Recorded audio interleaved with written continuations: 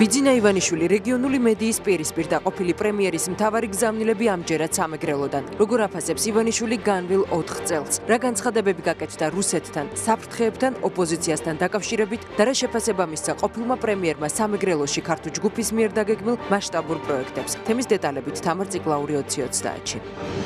ერთი თვე არჩევნებამდე და პოლიტიკური პარტიების საარჩევნო სიები. ვისზე შეაჩერეს არჩევანი კვალიფიციურმა სუბიექტებმა და რა გუნდი წარსდგებიან ისინი მომავალ საპარლამენტო არჩევნებზე. როგორ აფასებენ ლიდერები საკუთარ შანსს და როგორია მათი მოლოდინი? გენო სეკნაშვილი კი ამბობს.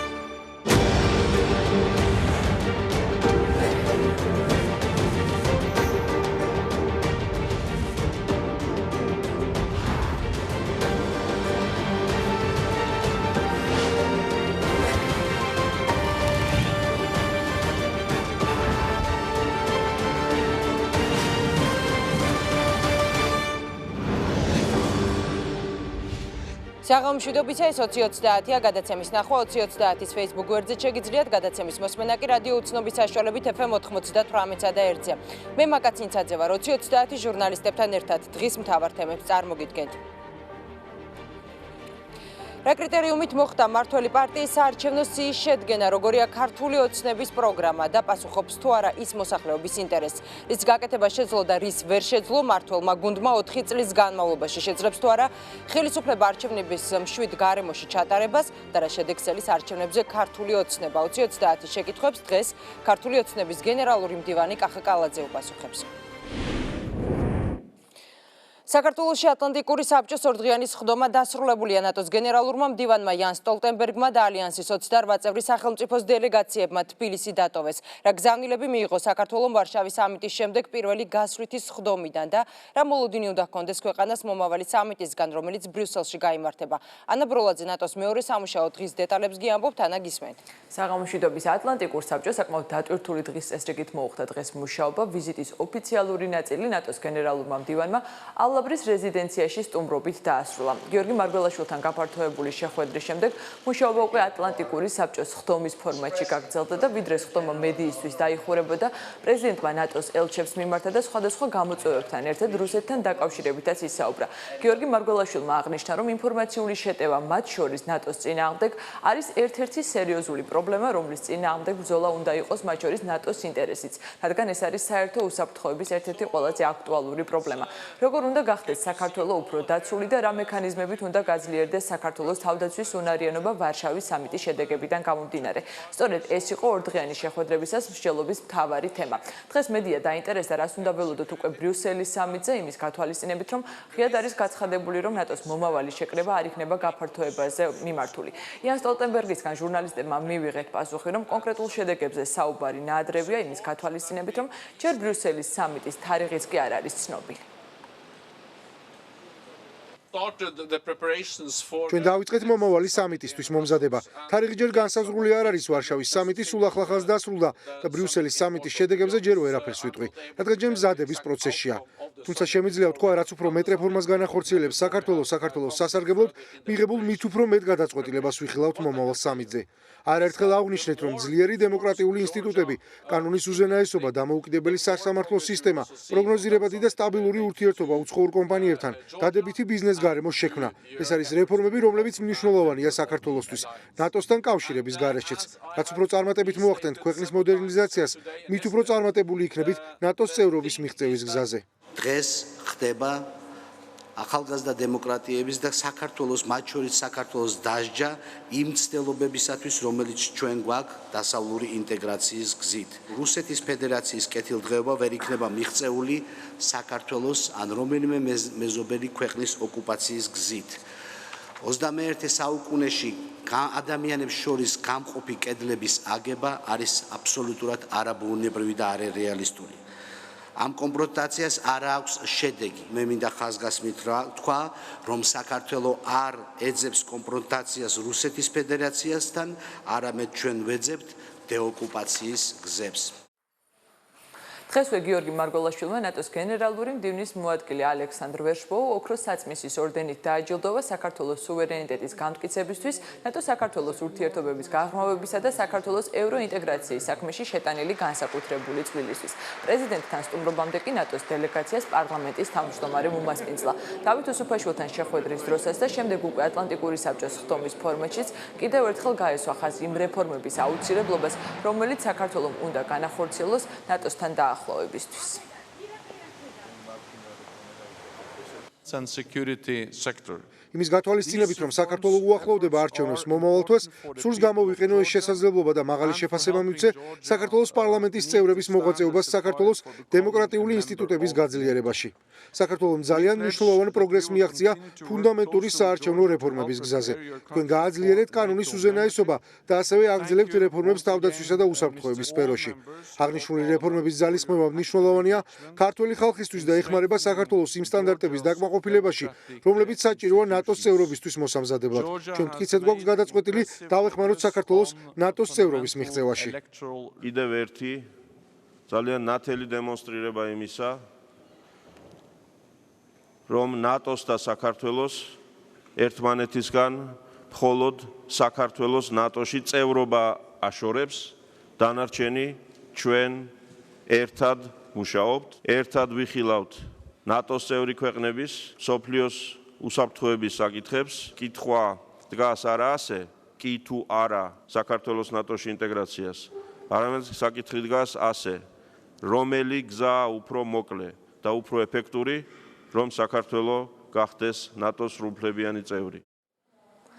დღევანდელ შეხვედრაში საპარლამენტო პარტიების წარმომადგენლების მონაწილეობდნენ. ოპოზიციის ინფორმაციით მათ ყურადღება გაამახვილეს არჩევნების საკითხზე და იმაზე, თუ რამდენად მნიშვნელოვანია საპარლამენტო არჩევნების თავისუფალ და გამჭვირვალე გარემოში ჩატარება, საიმისოდ, რომ არ გაჩნდეს კითხვის ნიშნები ქვეყნის დემოკრატიულობასთან დაკავშირებით და არ შეფერხდეს საქართველოს ევროინტეგრაციის პროცესი.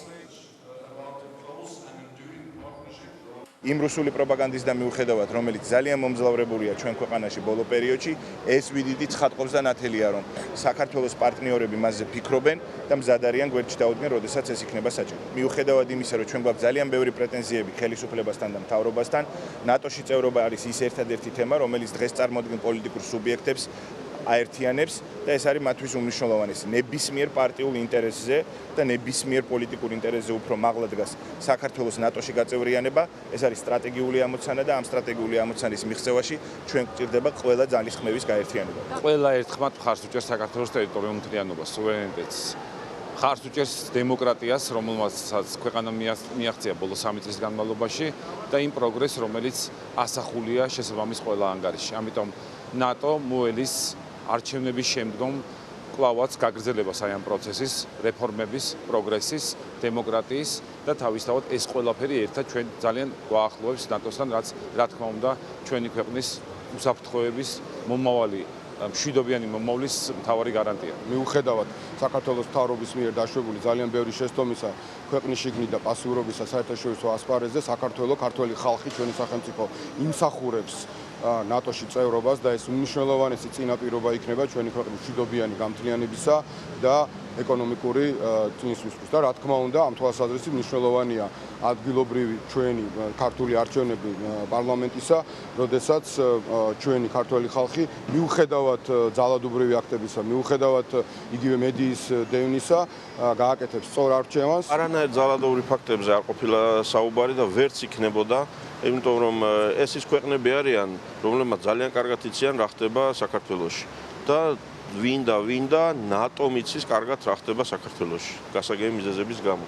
ამიტომ შედარება 2012 წლის წინასაარჩევნო კამპანიასთან, ძალადობასთან, უბედურებასთან, რაც გადავიარეთ და ახლა 2 თვის წინ კორცხელში მომხდარი ინციდენტის ერთ დონეზე დაყენება, ეს ღიმილის მომგვრელია ბევრისთვის. მათ შორის ნატოს წევრი სახელმწიფოების წარმომადგენლებისთვის. რაიმე ესე ვთქვათ პარალელები იმასთან, რომ რა იყო 2012 წელს და რა არის ახლა, არასერიოზულია და ამიტომ ამას არც ერთი წევრი ნატოს სახელმწიფოსი არ იკადრებს და არ გადრულობს. შავი ზღვის უსაფრთხოებაში საქართველოს ჩართულობის ფორმები, პრაქტიკული ინსტრუმენტები, რომელიც ქვეყანას ნატოს წევრობისთვის მოამზადებს, არსებითი პაკეტის ფარგლებში თავდაცვის უნარიანობის ამაღლება და ალიანსის წევრების ქვეყნების მზაობა დაეხმარონ საქართველოს ვარშავის სამიტის შედეგების რეალიზებაში. ეს იყო ნატოს ორდღიანი სხდომების დღის წესრიგის მთავარი საკითხები. ნატოს გენერალურმა მდივანმა და 28 ქვეყნის დელეგაციამ საქართველო უკვე დატოვა. მადლობა პირდაპირ ეთერში ანა ბროლაძე გვერდთვებოდა და დღეს კიდევ ერთი თემა. ჩვენ ვართ ევროპელები და ჩვენი ერთადერთი არჩევანი ევროპა. ეს არის განცხადება, რომელიც ბიძინა ივანიშვილმა გადაცემაში შეხვედრები რეგიონულ მედიასთან საგარეო კურსის შესახებ დასმული შეკითხვის საპასუხოდ გააკეთა. საგარეო კურსის გარდა ყოფილ პრემიერ-მინისტრს საათნახევრის განმავლობაში სამეგრელოში მოქმედი ტელევიზიების, სააგენტოებისა და გაზეთების 25 ჟურნალისტმა დაახლოებით ამდენივე შეკითხვა დაუსვა. შეკითხვების ძირითადი ნაწილი კი წინა საარჩევნო პერიოდს არჩევნებს და არჩევნებში მონაწილე პოლიტიკურ პარტიებს ეხებოდა. უფრო დეტალურად რა განცხადებები გააკეთა ყოფილმა პრემიერმა ზუგდიდში თამარ ციკლაური საუბრებს პირდაპირ ეთერში. თამარ, მოგესალმები და გისმენთ. საღამომშვიდობისა. რუსეთი თუ ევროპა, ეს არის ერთ-ერთი კითხვა, რომელიც ბიძინა ივანიშვილს სამეგრელოში ჟურნალისტებმა დაუსვეს. ქვეყნის საგარეო კურსის საუბრისას ყოფილმა პრემიერმა ხაზგასმით თქვა, რომ საქართველოს ერთადერთი არჩევანი არის ევროპა და ევროპას არ აქვს ალტერნატივა. თუმცა მისივე თქმით, ეს არ ნიშნავს, რომ ქვეყანამ არ დაალაგოს ურთიერთობები რუსეთთან. მაგრამ მისივე თქმით, რუსეთთან ურთიერთობების დარეგულირება არ უნდა მოხდეს იმ დანაკარგების ხარჯზე, რასაც ოკუპირებული ტერიტორიები ჰქვია. ამავე კონტექსტში გაიხსენა ბიძინა ივანიშვილმა 2008 წლის აგვისტოც. ჩვენ ევროპელები ვართ. რუსეთმა, მე მგონი, ჯერ თვითონ უნდა გამოკვეთოს რა აქვს სურვილი და ძალიან დიდი სახელმწიფოა და მესულაც არ მინდა არც დადებითად, არც უარყოფით კონტექსტში რამე მინიშნება გავაკეთო, რომ ჩვენ ურთიერთობები უნდა დავალაგოთ, ჩვენი ძმები დავიბრუნოთ, ესე შემდგომ. რა თქმა უნდა, ჩვენ ერთადერთი არჩევანი არის ევროპა. არ აყავს ალტერნატივა დღეს ევროპას, ეს არის სწორი მიმართულება და ეს არ ნიშნავს იმას, რომ აბსოლუტურად აუცილებლად რაც შეიძლება სწრაფად ევროკავშირის წევრი გავხდეთ. ჩვენ უნდა დავაფუძნოთ ევროპული ღირებულებები, ძირითადი ესაა და ჩვენ განუხრელად უნდა ვისწრაფოდეთ აქეთ, რომ ევროპელებს მოუნდეთ ჩვენთან თანაცხოვრება. მე ვფიქრობ, რომ ყველა რესურსი ამის გაგვაჩნია. ის რომ რუსეთმა მოახერხა, რაც მოახერხა, ლომის წვლილი ამაში სააკაშვილს ეკუთვნის სწორედ ნაციონალურ მოძრაობას. რო არა მათი უაზრო ქმედებები და დღეს მაკეინმაც კი აღიარა, რომელიც სააკაშვილს თქვა თავის ფავორიტად ცნობდა ოდესღაც. თუ ნახეთ მაკეინის გამოსვლას, რომ მან უხეში შეცდომები დაუშვა, როდესაც ჩაერთო საბრძოლო მოქმედებებში.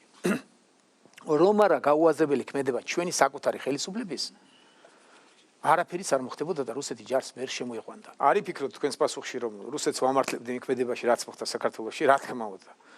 ოკუპირებულია ტერიტორიები და 1000-ჯერ მithქვამს და ვერანაირად ჩვენ ურთიერთობას რომელსაც ვცდილობთ რუსეთთან დავალაგოთ ვერ გადაწყდება ამ დანაკარგების ხარჯზე. სწორედ ქვეყნის საგარეო კურსია ის საკითხი, რაზეც ყოფილ პრემიერს კითხვები აქვს პატრიოტთა ალიანსთან. ყოფილი პრემიერის თქმით, მისთვის გაუგებარია პატრიოტთა ალიანსის ლიდერების მიერ გაკეთებული ურთიერთგამომრიცხავი განცხადებები. გურიის მსგავსად ყოფილმა პრემიერმა სამეგრელოშიც ისაუბრა რესპუბლიკურ პარტიასა და დავით უსუფაშვილთან დაკავშირებით.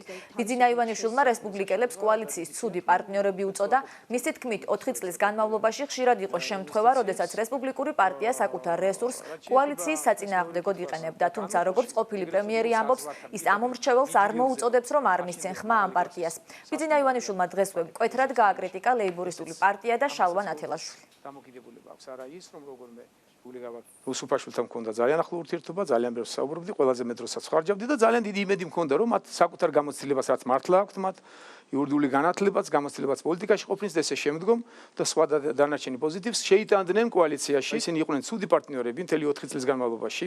მათ ცოდნას, რასაც თქვათ, მე პატივს ვცემდი უფრო ადრე და გამოცდილებას, ეს ძალიან ხშირად პოზიტივში არა უარყოფით შეჯდებოდა და ეს შემთხვევა გახლდათ ჩემი შეფასებით რა თქმა უნდა, როდესაც უსაფრთხოების სამსახური გამოეყო პოლიციას. დამოკიდებულება ყველგან ჩანდა ერთი და იგივე, რაც ჰქონდა ნაციონალურ მოძრაობას. როგორმე დაესუსტებინათ პოლიცია და დაესუსტებინათ უსაფრთხოების სამსახური. აი ესეთი შთაბეჭდილება დატოვეს მათმა ცოდნამ და მათმა განათლებამ იურისპონდენციის საკითხებში, რომ ისინი რეალურად ნაციონალურ მოძრაობასთან ერთად გაერთიანებული მხარს არ უჭერდნენ. რესპუბლიკური პარტია არ არის ის პარტია, რომ თქვა, რომ ამას ხარი არ დაუჭიროთ, არ გაბედოთ. აი როგორც ვიტყოდი ლეიბორისტულზე მაგალითად. სირცხვილია, რომ ლეიბორისტულ პარტიას ეს კიდევ ხარს უჭერენ, ეს ნაქირეებული და ნაყიდი ნაციონალური მოძრაობის მიერ ფსევდოოპოზიცია მაგათი ნასწავლი და მოგონილია თავიდან ბოლომდე. სირცხვილია, რომ ნათელაშვილს დღეს კიდევ ხარს დაუჭერდა. პატრიოტთა ალიანსს რაც შეეხება, ძალიან კრიტიკულ გამონათქვამებს აკეთებენ და სკეპტიკურ განწყობები ჩანს, თქვა ევროკავშირთან დაკავშირებით, ასოცირების ხელშეკრულებას აკრიტიკებენ. ძალიან კრიტიკული გამონათქვამებია ჩვენი ძირითადი ერთმანეთი პარტნიორის ამერიკის შეერთებულ შტატებთან დაკავშირებით. ამან უამრავი კითხვა გააჩინა. თუ ევროპა მოსწონს მათ ევროპული ღირებულებებს პატივი უნდა სცენ და თუ საქართველოს სტრატეგიულ მიმართულებას ხარს უჭერენ მართლაც ამას უნდა გადაზუსტება და მათ მე ვთხოვდი რომ ეს დაეფიქსირებინათ ამორჩევლისთვის კარგად რომ გავიგოთ და მათ რიცხვში მეც თუ საფრთხეებაზე საუბრობენ და ნატოზე თანახმანი არიან კეთილინებონ და რაღაც სკეპტიკურ გამონათქვამებს მოიხმარენ. პოლიტიკური პარტია, რომელზეც ბიძინა ივანიშვილმა საკმაოდ ვრცლად და კრიტიკულად ისაუბრა ნაციონალური მოძრაობა. ბიძინა ივანიშვილმა დღეს კიდევ ერთხელ გაიხსენა ყოფილი პირველი ლედის განცხადება და სანდრა რულოვს მოუწოდა, რომ მაშინ, როდესაც საუბრობს წინა ხელისუფლების პირობებში ჩადენილ დანაშაულებზე და ამბობს, რომ მსგავსი ფაქტები აღარ განმეორდება, ასეთ შემთხვევაში მან უნდა აღიაროს ისიც, რომ ბაჩუ ახალაია და ვანო მერაბიშვილი პოლიტპატიმრები არ არიან. რომ ამარჩევნების შემდეგ ბიძინა ივანიშვილი ვერ ნახე გულწრფელად არ დაგიმალოთ მათი გულწრფელი მონანიება მაშინ იქნება როდესაც ისინი აღიარებენ კონკრეტულ დანაშაულებს და მე არ მომისმენია არავისგან მათთვის ხალხბატონისგან არ მომისმენია რომ ისინი აღიარებენ ამ ტიპის დანაშაულებებს ისინი ზოგადად ამბობს ის ზოგადად განაცხადა რომ ჩახედა თავის მეუღლის თვალებში და ამოიკითხა რომ ძველ შეცდომებს აღარ გაიმეორებდა რომელ შეცდომებზეა საუბარი გადაცდომა ამ გადაცდომებზეა საუბარი ახალგაზრდა ბიჭები ჩახოცეს რომ აწამებდნენ პატიმარს რო უდანაშაულო ხალხს იჭერდნენ რომ მთელი ბიზნესი იყო მართული რომ მათ გარეშე ჩიტი ვერ გადაფრინდებოდა ამ შეცდომებზე არის და კონკრეტულად რომელ დანაშაულებებს ჯერ აღიარონ ჯერ უნდა აღიარო დანაშაული ბოდიში მოიხადო და მე უნდა თქვა რომ აღარ გავაკეთებ მეც ჯერ მე არ მომისმენია მათგან როდესაც ისე პოლიტპატიმრებად აცხადებენ ახალაიას და მერაბიშვილს აღიარონ ჯერ რომ ახალაი არის სწორედ დაპატიმრებული მერაბიშვილი სწორედ ციხეში 26 მაისს ესეთი დარბევები არ უნდა ყოფილიყო 7 ნოემბერი ესეთი არ უნდა ყოფილიყო ბიზნესი ესე არ უნდა მართებულიყო რას ვერ ახერხებდა ყველაფერს თავარ პროკურორს ვინ უბრძანებდა მისი მეუღლე უბრძანებდა ყველაფერს ლამის იდეოლოგიაში ჩასვეს რომ მიშა ისეთი კაცი რომ ხალხს მისი შეიძლება რომ ეშინოდეს და შიშზე უნდა იყოს აგებული მართვა ხალხს კი არ უნდა ეშინოდეს ხელისუფლებას უნდა ეშინოდეს ხალხის სწორედ პირიქით უნდა იყოს 4 საქმე აქვს სახელმწიფო პროკურატურიდან წაღენებული დევნაში პრეზიდენტი დღეს ლამის ლიდერად გამოიყვანონ წინა პლანზე ნორმალურია მისი მეუღლე რომ ამბობს რომ თვალებში ჩახედა ნორმალურია რომ არ ჩამოდის და არ პასუხობს საკუთარ სახელმწიფოს პატივსაცემს და პროკურატურის კითხვის პასუხს არ ასცემს ისევ რომ რევოლუციით იმუქრება და ამის თავი არ აქვს ამ საწოდავს და არანაირად არ გააჩნია ამის რესურსი ეს ნორმალურია ისევ რომ რევოლუციით გვაშინებს ეს ნორმალურია არანორმალურია ნუ რა ვქნათ აბა ნელ-ნელა უნდა გადავალაგოთ და ისევ ჩვენ ოპოზიციურ პარტიებზე გაკეთებული განცხადებების პარალელურად დღეს ყოფილმა პრემიერმა ისაუბრა პრეზიდენტზეც ბიძინა ივანიშვილმა სამეგრელოში მოქმედი ჟურნალისტების შეკითხვებზე პასუხისას თქვა რომ ყველაზე დიდ შეცდომად გიორგი მარგველაშვილს მიიჩნევს მარგველაშვილს მივთვლი ყველაზე დიდ შეცდომას ჩემსას რაც მოვედი მაგრამ ახლა ისიც ბოდიშიც მოვიხატე საზოგადოებაში რომ არ მინახავ ჯერ ამასაკის კაცი დიამეტრალურად იცვლის და ხასიათს თინეიჯერის დონეზეა საკუთარ თავთან გარკვევაში ეს კაცი დღემდე და ეს პრობლემა თქვათ ვერ გავითვალისწინე ქონდა მე ოდესაც გამოაცხადე რომ ივანიშვილთან ვარ დაპირისპირებაში და იმიტომ შევედი ამ სასახლეშიო არავითარ შემთხვევაში ჩემ და ეს საკუთარ თავთან არის დაპირისპირებაში და როგორც მოვიდე თუ არა იყო ერთი ტიპის მარგველაშვილი და დიამეტრალურად საპირისპირო გახდა და ასეთ ასაკში მე სხვა კაცი და სხვა შემთხვევა არ მინახავს პოლიტიკური საკითხების გარდა ბიძინა ივანიშვილს კითხეს პროექტებთან დაკავშირებითაც ივანიშვილმა თქვა, რომ ის ამ დრომდე არ ფლობდა ინფორმაციას იმ რთული ვითარების შესახებ, რაც ზუგდიდის თეატრშია შექმნილი. ბიძინა ივანიშვილის განცხადებით თეატრს 2018 წლამდე ფონდი ქართულ გაარემონტებს. გარდა თეატრისა დღეს ყოფილმა პრემიერმა ისაუბრა იმ პროექტებზეც, რომელსაც ქართულ სამეგრელოში ახორციელებს, მათ შორის კითხეს ანაკლიასა და განმუხურში დაგეგმილ და განხორციელებულ პროექტებს. იმაჩნია ძალიან სამაგალითოდ ის რომ განმუხურში შეიძლება ძალიან მაღალი კლასის სასტუმრო აშენდეს, რასაც მე ვაპირებ თანაინვესტირების ფონდთან ერთად. ჩემთან კავშირში ეს ყველაფერი.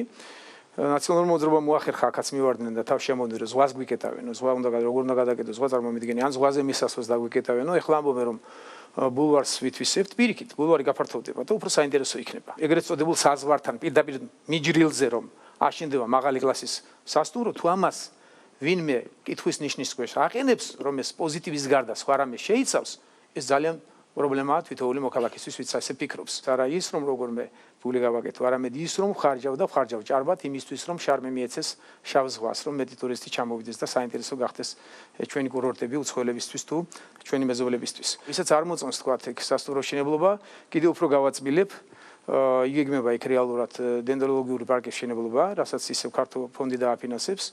ანაკლია მოგეხსენებათ ულამაზესი ადგილია, უნიკალური ბუნება და უნიკალური კლიმატია იქ, მაგრამ თუ ნახავთ ხეების სიმრავლით არ გამოირჩევა ანაკლია, ძალიან დაბალი ბუჩქოვანი ტყეა შემორჩენილი და მე მქონდა აზრი და მაქვს დღესაც რომ კარგი იქნება თუ იქ ახალი ბოტანიკური ბაღი გაკეთდება დაახლოებით 100 ჰექტარზე და ქართულ ფონდს აქვს სურვილი ამის დაფინანსების. არ მოსულა ჩემამდე სამწუხაროდ ზუგდიდის თეატრიდან. გაუგებრობა მოხდა ოზურგეთის თეატრთან დაკავშირებით, მაგრამ ზუგდიდთან გაუგებრობაც არ მინახავს. რატომ არ იყო ამდე ხანს? აი საჯაროდ გეუბნებით რომ 2018 წლამდე ჩვენ მოახერხებთ და მაგ თეატრს გავარემონტებთ. ქართულ ფონდი მყავს ხედველობაში და არახელისუფლება. ტელეკომპანია GDS-ის გადაცემა შეხვედრები რეგიონულ მედიასთან ბიძინა ივანიშვილმა სამეგრელოში მოქმედი ტელევიზიების, რადიოებისა და სააგენტოების ჟურნალისტების მიერ დასმულ შეკითხვებს უპასუხა. შემდეგი რეგიონი, სადაც ყოფილ პრემიერს სხვადასხვა მედიის ჟურნალისტები კითხვებს დაუსვამენ იმერეთია. მადლობა, თამარ ციკლაური გვერდებოდა პირდაპირ ეთერში. ოპოზიციური პარტიები, რომლებიც ბიძინა ივანიშვილმა დღევანდელ პრესკონფერენციაზე გააკრიტიკა, ექს-პრემიერს საპასუხო კრიტიკით პასუხობენ. ივანიშვილის შეფასებას არ იზიარებს კოალიციის ყოფილი წევრი რესპუბლიკური პარტია. რა გამოხმაურებები მოხდა ბიძინა ივანიშვილის დღევანდელ განცხადებებს პარტიების მხრიდან გიორგი კობერიძე ამბობთ, გიორგი გისმენთ. საღამომშვიდობისა, იმ ოპოზიციური პარტიების უმრავლესობა, რომელზეც ბიძინა ივანიშვილმა დღეს რეგიონულ მედიასთან შეხვედრაზე ისაუბრა, ექს-პრემიერის კრიტიკას არ იზიარებს. მათ შორის არიან რესპუბლიკელებიც. რესპუბლიკელებს მიაჩნიათ, რომ მათი პოზიცია გიორგი მარგველაშვილისავლაბრის რეზიდენციაში გადასვლასა და ეგრეთ წოდებული მოსმენების შესახებ მიღებულ კანონთან დაკავშირებით სახელმწიფო ინტერესებიდან გამომდინარეობდა. რესპუბლიკელების გარდა ბიძინა ივანიშვილის შეფასებებს პატრიოტთა ალიანსიდანაც უპასუხეს და საგარეო პოლიტიკაზე პარტიის ხედვები განმარტეს. რომ იცნობდეს უფრო სიღრმისეულად ამ პარტიის პროგრამას, საქართველოს პატრიოტთა ალიანსის პროგრამას, საქართველოს პატრიოტთა ალიანსი ბევრად უფრო მისაღები იქნებოდა, ვისთვის ჩვენ ვამბობთ, რომ კარგია ნატოში გაწევრიანება და კიდევ ერთხელ ვიმეორებ, რომ ნატო არის უფრო მეტი თავდაცვის უნარიანობა ქვეყნისთვის. მაგრამ არ შეიძლება ჩვენ მოსახლეობას თვალშინაც არს ვაყრიდეთ და ცრომოლოდინებს უჩენდეთ იმასთან დაკავშირებით, რომ ძალიან უახლოეს პერიოდში შეიძლება მოხდეს ნატოში გაწევრიანება. მის მიერ მოყვანილი მაგალითები ადასტურებს იმას, რომ ჩვენ ვიყავით კარგი, გონიერი პარტნიორები, რომლებიც სწორედაც რომ სახელმწიფოებრივად აზროვნებენ, იმიტომ რომ არ შეიძლება საქართველოს პრეზიდენტი, როგორადაც მიუღებელი არ უნდა ყოფილიყო ის ქართული ოცნებისთვის, წკეპრით უნდა გამოაგდო საქართველოს პრეზიდენტის რეზიდენციიდან და დიახ, სწორედაც რომ ჩვენ ვიყავით პარტია, რომელმაც ხმა არ მისცა მოსმენების შესახებ კანონს და წარმოადგენთ ალტერნატიული, იმიტომ რომ ჩვენ დღეს კიდევ ერთხელ ხედავთ, რომ შანტაჟის სისტემა მუშაობს. ბიძინა ივანიშვილს საპასუხო კრიტიკით გამოეხმაურნენ ლეიბორისტული პარტიის წევრებიც. ლეიბორისტები, რომელიც ივანიშვილმა ფსევდო-ოპოზიციად მოიხსენია, აცხადებენ, რომ ივანიშვილის კრიტიკული განცხადებები არჩევნებში მათთან დამარცხების შიშს უკავშირდება. რაც შეეხება მმართველ პარტიაზე ივანიშვილის მიერ გაკეთებულ განცხადებებს, ქართულ ოცნებაში ამ შეფასებას იზიარებენ და მიაჩნიათ, რომ მმართველი პარტია სწორედ ერთადერთი პროგრესული ძალაა. ის კარგად ხვდება, რომ შალვა ნათელაშვილი ლეიბორისტული პარტია იქნება იმ ბრძოლის ავანგარდში, რომელიც დაამარცხებს ივანიშვილს, მის კლანს და იმ ნაძარცს ქონებას, რომელიც მათ აართვეს, ააწაპნეს ქართულ ხალხს, ქართულ სახელმწიფოს. დაუბრუნებთ ისევ ხალხს. ქართული ოცნება არის ერთადერთი ძალა, რომელსაც შეუძლია შეინარჩუნოს, გააძლიეროს, გაამყაროს სტაბილურობა, რომელიც ქვეყანაში არსებობს და უამრავი პრობლემა მოაგვაროს, ვინაიდან ტენდენცია სწორედ ამას აჩვენებს და პოზიტივების სახეზეა მიუხედავად სოფლიოში მიმდინარე პროცესების და უამრავი გამოწვევების. ამას ერთ-ერთი პოლიტიკური ძალა ვფიქრობ ვერ შეძლებდა. პოლიტიკური პარტიებისგან განსხვავებით, ბიძინა ივანიშვილის კრიტიკულ შეფასებებზე განცხადება არ გაუკეთებია პრეზიდენტს. ჟურნალისტის კითხვის საპასუხოდ ივანიშვილმა გიორგი მარგველაშვილს ყველაზე დიდი შეცდომა უწოდა. მადლობა, გიორგი კობერიძე გვერდებოდა პირდაპირ ეთერში. არჩევნებამდე კი ერთი თვე რჩება. პოლიტიკურმა პარტიებმა ცენტრალურ საარჩევნო კომისიას საარჩევნო სიები წარუდგინეს, ვისაც შეაჩერებს არჩევანს კვალიფიციურმა სუბიექტებმა და გუნდი წარსდგებიან ისინი მომავალ საპარლამენტო არჩევნებზე. გენო სიყმაშვილი გიამბობთ. გენო პირდაპირ ეთერში ხარ, გისმენთ. 2016 წლის საპარლამენტო არჩევნებში მონაწილე პარტიების აბსოლუტურმა უმრავლესობამ ბოლომდე გამოიყენა კანონით განსაზღვრული ვადა და მხოლოდ დღეს მიიტანეს პარტიული სიები ცესკოში. რეგისტრაცია 30 პარტიას უნდა და ბლოკს უნდა გაევლო, თუმცა საერთო ჯამში მხოლოდ 22 წარადგინა საჭირო დოკუმენტაცია. გამონაკლისი აღმოჩნდა გირჩები, რომლებმაც გააუქმეს პარტიის რეგისტრაცია და დღეს CSKO-ში საერთოდ არ გამოცხადებულან, ასევე EDP, ანუ ეროვნულ დემოკრატიული პარტიის წევრები. ამდენად ოქტომბრის არჩევნებში მხოლოდ 28 სუბიექტი მიიღებს მონაწილეობას.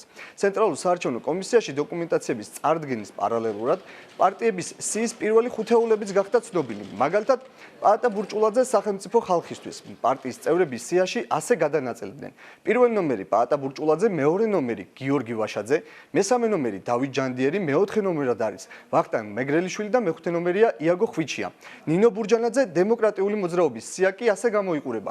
პირველი ნომერი ნინო ბურჯანაძე, მეორე ნომერი დიმიტრი ლორთქიფანიძე, მესამე ნომერი გიგლა ბარამიძე, მეოთხე ნომერი ანზორ ბიწაძე, მეხუთე ნომერი გიორგი ახვლედიანი.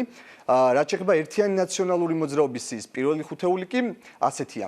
პირველი ნომერი დავით ბაქრაძე, მეორე ნომერი სანდრა როლოვსი, მესამე ნომერი ელენე ხოშტარია, მეოთხე ნომერი რომან გოცირიძე, მეხუთე ნომერი ნიკა მელია. რაც შეეხება რესპუბლიკელებს, პირველი ნომერი დავით უსუფაშვილია აქ, მეორე ნომრად არის ხათუნა სამნიძე, მესამე ნომერი არის ლემან ბერძენიშვილი, მეოთხე ნომერი არის თინა ხიდაშელი, ხოლო მეხუთე ნომერი არის ვახტანგ ხმალაძე.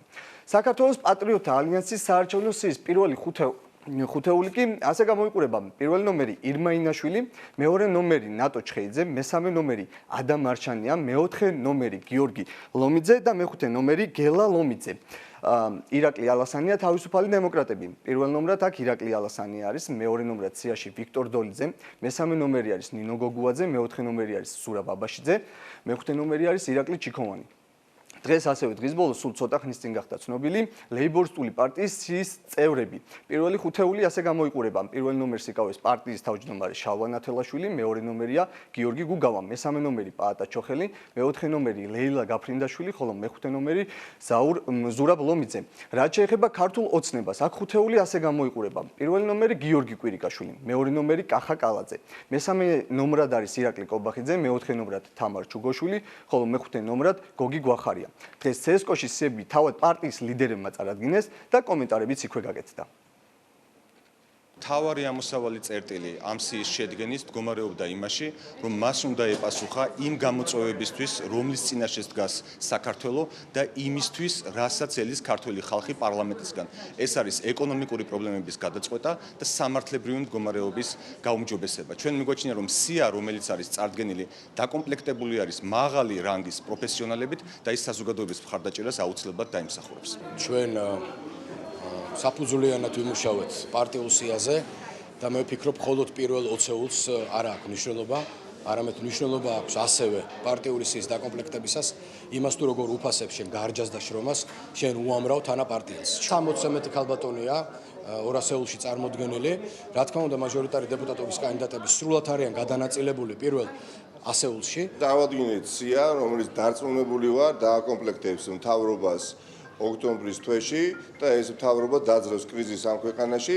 ძალიან მნიშვნელოვანი არჩევნები იქნება, არჩევნები, სადაც მოქალაქეები ვიღაცის ჯინაზე ვიღაცას კი აღარ მიცემენ, ხო, როგორც ხდებოდა ეს უკანასკნელ არჩევნებზე. არამედ არჩევანს გააკეთებენ კვალიფიკაციის, პროფესიონალიზმის მიხედვით. და მე ვფიქრობ, ასეთი სია წარვადგინეთ დღეს ჩვენ. ჩვენ ხშირად საუბრობდით განახლების საჭიროებაზე, განახლებაც არის ის შედეგი, რომელიც არის მიღწეული.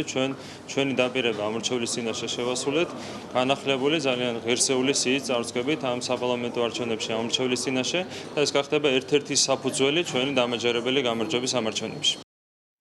დღესვე საღამოს 6 საათიდან კი უკვე ცენტრალურ საარჩევნო კომისიის შესაბამისმა სამსახურმა დაიწყო პარტიების მიერ წარდგენილი დოკუმენტაციის შესწავლა. დასკვნა კი CSKO-ს თავმჯდომარე თამარ ჟვანიას წარედგინება. ხარვეზების აღმოჩენის შემთხვევაში კი პარტიებს მხოლოდ 3 დღე ექნებათ მათ გამოსასწორებლად. ყველა პროცედურა კი საერთო ჯამში 18 სექტემბრისთვის უნდა დამთავრდეს. მადლობა, პირდაპირ ეთერში გენო სიყმაშვილი საუბრობდა. ახლა რეკლამის შემდეგ პირდაპირ ეთერში დავბრუნდებით.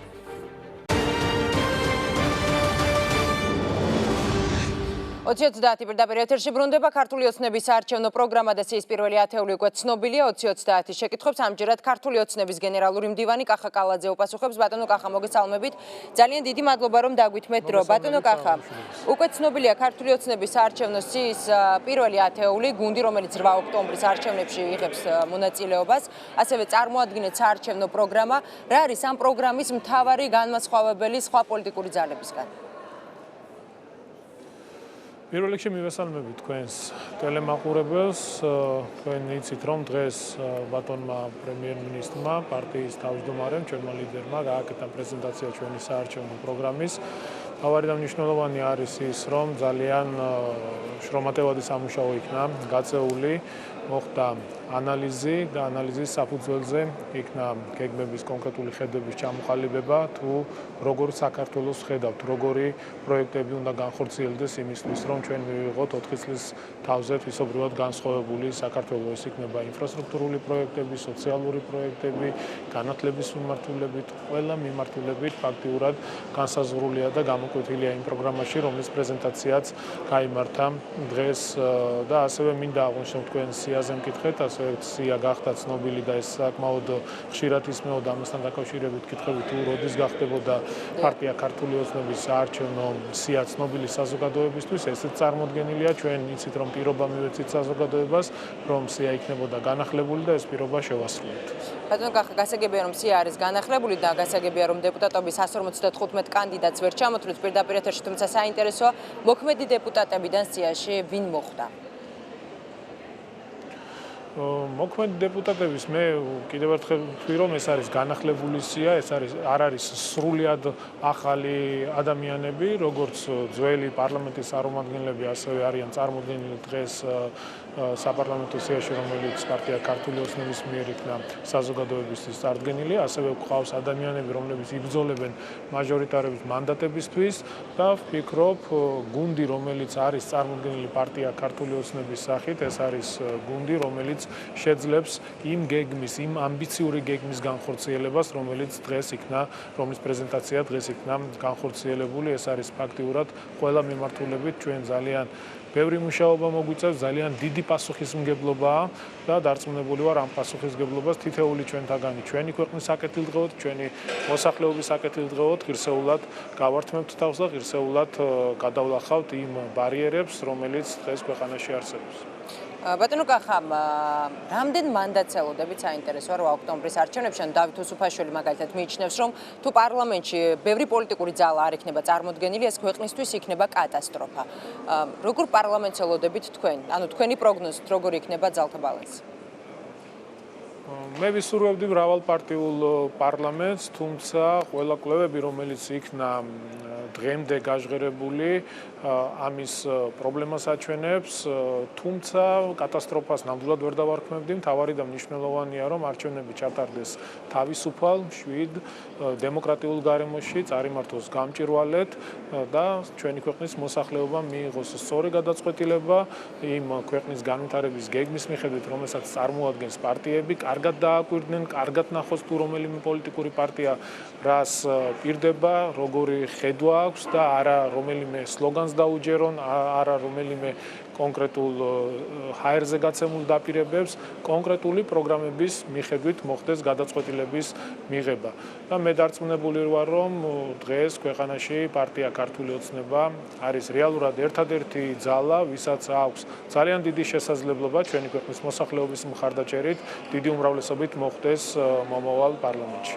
ბატონო კახა, პოლიტიკური სპექტრი არის საკმაოდ მრავალფეროვანი, სწორედ ამის გათვალისწინებით მაინტერესებს, ვის განიხილავს კახა კალაძე მთავარ კონკურენტად, ვის განიხილავს პოლიტიკურ კონკურენტად ბუნებრივია. პოლიტიკურ კონკურენტად მე ვიტყოდი ასე, რომ ალბათ იმ ადამიანების რაოდენობა, რომელსაც ჯერ არ გადაუწყვეტია თუ ვის მიცემს მომავალ არჩევნებში ხმას. მე მინდა მათ კიდევ ერთხელ მოუწოდო აქტიურობისკენ, რადგან გადაწყვეტილების მიღება და არჩევა, როდესაც ხდება პარლამენტარების, ზოგადად, როდესაც აძლევ ნდობას შენ გარკვეულ პოლიტიკურ ჯგუფს თუ ვინ უნდა მართოს ქვეყანა, მე ვფიქრობ თითოეულმა ჩვენთაგანმა, თითოეულმა ჩვენი ქვეყნის მოქალაქემ უნდა გაინაწილოს ეს პასუხისმგებლობა. მე მინდა კიდევ ერთხელ ვთხოვო ჩვენი ქვეყნის მოსახლეობას იაქტიურონ, მიიღონ გადაწყვეტილება თუ ვინ წარმოუდგენიათ მათ, ვინ უნდა იყოს ხვალ ქვეყნის ხელისუფლებაში, ვის უნდა ანდონ მას ჩვენი ქვეყანა, ჩვენი სამშობლო. ბოლო დღეების განმავლობაში ბატონო კახა თქვენი პოლიტიკური გუნდი საუბრობს შესაძლო პროვოკაციებზე. იგივე ბიძინა ივანიშვილმა ერთ-ერთ სატელევიზიო ინტერვიუში პირდაპირ მოგიწოდათ ქართულ ოცნებას, რომ რაც შეიძლება უფრო მეტად იყოთ აქტიურები ჟურნალისტებთან ურთიერთობაში, ასევე რეგიონებში რაც შეიძლება მეტი კამერა იყოს. რამდენად დაცული იქნება პროვოკაციებისგან წინასაარჩევნო გარემო, როგორ ფიქრობთ? ჩვენთვის ძალიან მნიშვნელოვანია და მთავრობა, ხელისუფლება ყველაფერს აკეთებს იმისთვის, რომ არჩევნები ჩატარდეს აბსოლუტურად შვიდ გარემოში, სადაც ყველა პოლიტიკურ პარტიას, ყველა პოლიტიკურ სუბიექტს მიეცემა შესაძლებლობა, რომ საარჩევნო კამპანია აწარმოოს თანაბარ პირობებში. ყველას მიეცეს იმის შესაძლებლობა, რომ მოსახლეობას წარუდგინოს თავისი გეგმა ქვეყნის განვითარების. არ იყოს ზეწოლა იმ პოლიტიკურ პარტიებზე, რომელსაც დღეს განსხვავებული პოლიტიკური შეხედულებები აქვს და მე ნამდვილად მიამაყება ის, რომ დღეს აბსოლუტურად განსხვავებული რეალობა გვაქვს. მე ძალიან კარგად მახსოვს, რა ხდებოდა 2011-2012 წლებში, როგორი დამოკიდებულება იყო განსხვავებული პოლიტიკური შეხედულებების მქონე ადამიანების მიმართ. პირადად მე მაქვს საკუთარ თავზე გამოცდილი და ძალიან ბევრ ჩვენ მხარდამჭერს აქვს საკუთარ თავზე გამოცდილი, თუ როგორი ზეწოლა იყო პარტია ქართული ოცნების მხარდამჭერების მიმართ. დღეს გვაქვს აბსოლუტურად განსხვავებული რეალობა და ეს არის თითოეული ჩვენი ქვეყნის მოქალაქის დამსახურება და მე ნამდვილად მიამაყება ის, რომ დღეს საქართველოში არის სიტყვის თავისუფლება. დღეს საქართველოში განსხვავებული აზრის გამო ადამიანები არ იდევნებიან, განსხვავებული პოლიტიკური შეხედულებების გამო ხელკეტებით და ქვებით არ დასდევენ. არ ხდება პოლიციის მხრიდან ზეწოლა, არ ხდება შანტაჟი. ჩვენ დავამტკიცეთ, რომ თურმე შესაძლებელი ყოფილა ქვეყნის მართვა ადამიანების დაშანტაჟების გარეშე, ოჯახების გაუბედურების გარეშე. ეს, რა თქმა უნდა, არის თითოეული ჩვენი ქვეყნის მოქალაქეების დამსახურება იმ გუნდთან ერთად, რომელსაც ქართული ოცნება ქვია. გასაგებია და კიდევ ერთი შეკითხვა და კიდევ ერთი საკითხი ბოლო დღეების განმავლობაში გახშირდა კრიმინალური შემთხვევები, გულისხმობ ორ მკვლელობას, ერთი დაჭრა, საზოგადოების ნაწილი მიიჩნევს, რომ კრიმინალი ქვეყანაში გაიზარდა, მაჩვენებელი გაიზარდა, მეორე ნაწილი მომხდარს მართულ პროცესს უწოდებს. რამდენად შეიძლება ეს პროცესი იყოს მართული, თქვენ როგორ ფიქრობთ? ამ პროცესს მართულს ნამდვილად ვერ უწოდებ. მართული კრიმინალური სიტუაციის მართვა ხდება არ შემდგარ სახელმწიფოებში. მე ზოგადად ვიტყვი, რომ კრიმინალი იყო ყოველთვის, დღესაც არის და ალბათ მომავალშიც იქნება, ეს ნორმალურ ევროპულ განვითარებულ ქვეყნებშიც არის, თანამედროვე ქვეყნებშიც ხდება კრიმინალი. მეორე არის, რამდენად მწვავედ ხდებოდა ხოლმე გაშუქება, რამდენად მწვავედ ხდება დღეს გაშუქება. თუმცა ამ მიმართულებით ჩვენ რა თქმა უნდა საკანონმდებლო დონეზე გამკაცრება მოგვიწევს. დღეს ამაზე ჩვენმა ლიდერმა ბატონმა გიორგი კვირიკაშვილმაც ისაუბრა და იმის მერე, როდესაც 8 ოქტომბრის არჩევნები დასრულდება პარლამენტში შესვლისთანავე ჩვენ ამ მიმართულებით აუცილებლად ვიმუშავებთ, რომ საკანონმდებლო მიმართულებები იყოს გაუმჯობესებული. ბოლო დღეებში კიდევ ერთი საკითხი სამწუხარო ძალიან ცოტა დრო გვაქვს, ამიტომ ვცდილობ რაც შეიძლება მეტი შეკითხვა მოვასწრო. ბატონო კახა, საქართველოს ძალიან მნიშვნელოვან სტუმრებს უმასპინძლა, მათ შორის ნატოს გენერალურ მდივანს. საქართველოს უვიზო მიმოსვლამდე მხოლოდ ერთი ნაბიჯი რჩება, ევროპარლამენტის სესია. ყველა ჩვენი პარტნიორი საუბრობს, რომ მათთვის განსაკუთრებულად მნიშვნელოვანი არჩევნების დემოკრატიულად და საერთაშორისო სტანდარტებით ჩატარება. პრემიერმა ასევე ითხოვა, რაც შეიძლება მეტი დამკვირვებლის ჩამოყვანა იქნება საერთაშორისო მედია ცენტრი. როგორ არჩევნებს ელოდებით პირადად თქვენ? ან იქნება ეს დასავლური სტანდარტების, როგორ ფიქრობთ? პირველ რიგში ძალიან მნიშვნელოვანი ვიზიტი იყო ნატოს გენერალური მდივანის და ძალიან მნიშვნელოვანი მესიჯები იქნა გაჟღერებული მისი მხრიდან, ძალიან დასაფასებელია და ამას ჩვენი ევროპელი პარტნიორები აფასებენ იმ რეფორმებს, რომელიც ჩვენ ბოლო წლების განმავლობაში განვახორციელებთ. მე დარწმუნებული ვარ, რომ ძალიან მალე, ძალიან სწრაფად ჩვენი ქვეყნის მოქალაქეები შეძლებენ ვიზების გარეშე ევროპულ ქვეყნებში მიმოსვლას. ეს რა თქმა უნდა იქნება ძალიან დიდი წინგადადგმული ნაბიჯი. ზოგადად არჩევნებს რაც შეეხება, ამასთან დაკავშირებით ჩვენ არაერთხელ გვისაუბრია, ბატონ პრემიერ-მინისტრის მხრიდან იყო გაჟღერებული ის, რაც შეიძლება მეტი საერთაშორისო დამკვირვებელი ჩამოვიდეს. ჩვენი უმთავრესი ამოცანა არის, რომ არჩევნები ჩატარდეს მშვიდ, თავისუფალ, დემოკრატიულ გარემოში და ჩვენ დარწმუნებული ვარ, ამას აუცილებლად მივახცევთ. ჩვენი მთავარი ამოცანა ასეთი არჩევნების ჩატარების და გვაქვს იმის პრეტენზია, რომ ჩავატაროთ ისეთი არჩევნები, როგორიც არ ჩატარებულა არასდროს საქართველოში. გასაგებია და ბოლო შეკითხვა, ბატონო კახა, რა არის ის, რასაც ქართული ოცნება მთავარ მიღწევად მიიჩნევს და რა რჩება ქართული ოცნებისთვის მთავარ გამოწვევად? და დაგემშვიდობებით. მე მოგახსენებთ, მე არ მინდა კონკრეტულ მიმართულებებზე, უბრალოდ რამოდენიმე საკითხს გამოვყოფდი, თავისუფლება ნამდვილად არის ერთ-ერთი უმნიშვნელოვანესი მონაპოვარი ჩვენი გუნდის, ნამდვილად საამაყოა ის, რომ დღეს საქართველოში თითოეული ჩვენ ქვეყნის მოქალაქე არის თავისუფალი და პარტია ქართული ოცნება არის გარანტი იმისა, რომ ამ მოპოვებულ თავისუფლებას ვერავინ ვერ შეეხება და ვერავინ ვერ წაართმევს ჩვენი ქვეყნის მოქალაქეებს. არასდროს არ დაბრუნდება საქართველოში ისეთი მთავრობები, ისეთი ხელისუფლებები, რომლებიც იძალადებენ თავიანთი ქვეყნის მოქალაქეებზე მიუხედავად მათი განსხვავებული აზრისა, მიუხედავად მათი განსხვავებული პოლიტიკური შეხედულებებისა. და მთავარი და მნიშვნელოვანი არის ის ეკონომიკური პროექტები, ინფრასტრუქტურული პროექტები, რომელიც ჩვენმა ხელისუფლებამ წამოიწყო, ბევრი ამ პროექტებს შორის დასრულებულია, ბევრი მიმდინარეობის პროცესია, ბევრი იგეგმება და ეს არის ყოველთვის დინამიური პროცესი. არ შეიძლება რომ ინფრასტრუქტურული პროექტების განხორციელების დროს იყო თვითკმაყოფილი. ჩვენ ბევრი ასეთი პროექტი განვახორციელებთ, თუმცა დამეთანხმებით, რომ ძალიან ბევრია კიდე გასაკეთებელი და ჩვენ ამ სწრაფი განვითარებით ამას აუცილებლად მოვახერხებთ, აუცილებლად გავაკეთებთ და ეს ყველაფერი განპირობებულია იმისთვის, რომ თითოეულმა საქართველოს მოქალაქემ საკუთარ თავზე, საკუთარ ოჯახზე იგრძნოს კეთილდღეობა. ძალიან დიდი მადლობა 2030 შეკითხვებს კახა კალაძე პასუხობდა და ასეთი იყო 8 სექტემბრის 2030 ყოველდღე 24 საათის განმავლობაში რეპორტაჟების და დღის ყველა სიახლის ნახვის საშუალება გაქვთ საინფორმაციო სააგენტო 2030-ის გვერდზე 2030.news. მე მაგაცინცაძე ვარ, ხვალამდე გემშვიდობებით, დროებით.